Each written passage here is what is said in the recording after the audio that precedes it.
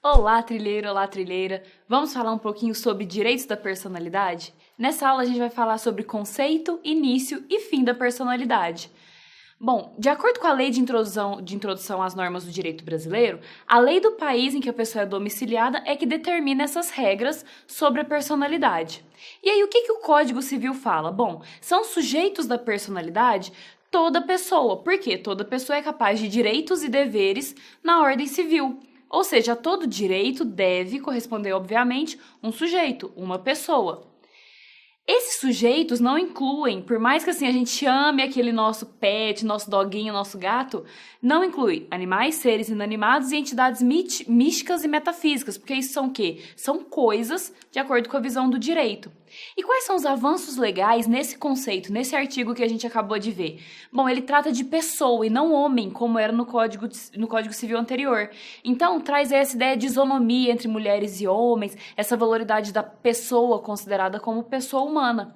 Outro avanço é o uso do termo direitos e deveres, e não mais direitos e obrigações. Porque há alguns deveres que não têm caráter obrigacional, não têm um caráter pecuniário, como, por exemplo, os deveres do matrimônio. E aí, pelo artigo 2º, a personalidade, ela tem início quando?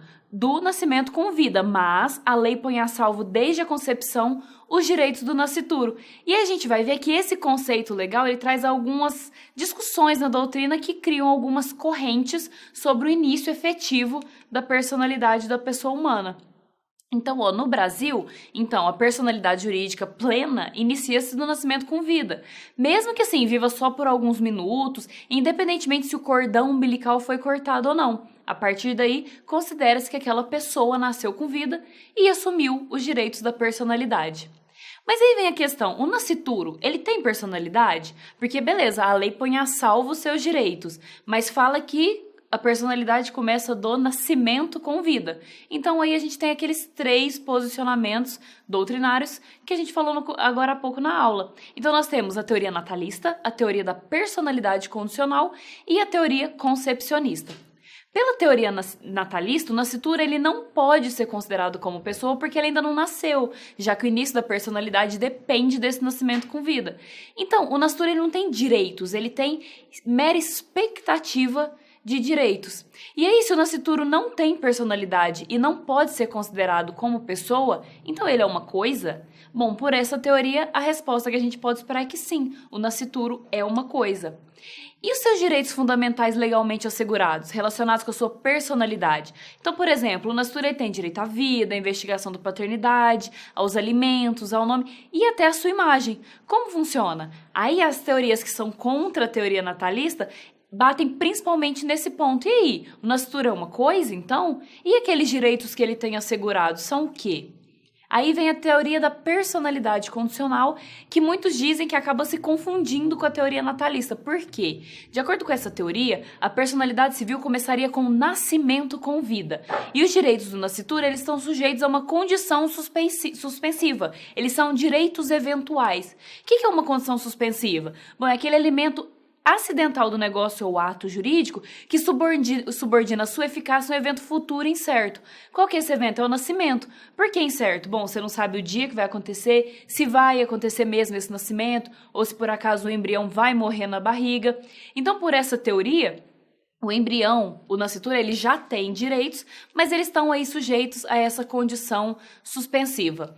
Serve a questões patrimoniais. Então, assim, por exemplo, questão de sucessão, saber se a pessoa nasceu com vida ou não, naquelas doações condicionais, por exemplo, serve para essas questões, mas não oferta resposta a esses direitos pessoais que a gente falou, como direito à vida, direito a alimentos. E aí os direitos da personalidade também, de acordo com a doutrina, não poderiam estar sujeitos à condição, termo ou encargo, como a gente vai ver nas aulas mais para frente, de acordo com as suas características essenciais. Então, nesse ponto surge a teoria concepcionista. O que essa teoria diz? O nascituro ele é pessoa humana, porque ele tem os seus direitos resguardados pela lei desde a sua concepção. Uma coisa não teria os seus direitos resguardados desde que está ali existindo de alguma forma. A existência e a vida orgânica desse embrião, eles independem da existência efetiva, assim, da mãe, né, a princípio. Ele está lá dentro, mas é uma vida, uma pessoa à parte. E aí a gente tem alguns julgados que reforçam essa ideia. Por exemplo, a DIN 3510, que levou ao reconhecimento pelo STF da constitucionalidade da permissão do uso de células-tronco para pesquisa. Apesar disso aí parecer discrepante, a partir dessa DIN o STF falou, olha, então realmente a lei de biossegurança está certa, a gente tem que resguardar os direitos daqueles embriões que foram fertilizados in vitro, mas no caso de pesquisas a gente pode permitir. E o STJ também entende que o nascituro ele tem direito à indenização por danos morais pela morte de seu pai ocorrida antes do seu nascimento. Então, peraí, se ele realmente é uma coisa, se ele não tem direitos, então por que ele teria direito a essa indenização? São alguns julgados, algumas questões jurisprudenciais que reforçam essa ideia da teoria concepcionista que é tida como majoritária atualmente. E o fim da capacidade? Bom, a capacidade, ela se encerra com a morte. Então, ele se inicia com o nascimento, a partir daí dessas teorias sobre a questão do nascituro, mas o fim dela é incontroverso, está na lei, ocorre com a morte. Na próxima aula a gente vê mais. Muito obrigada!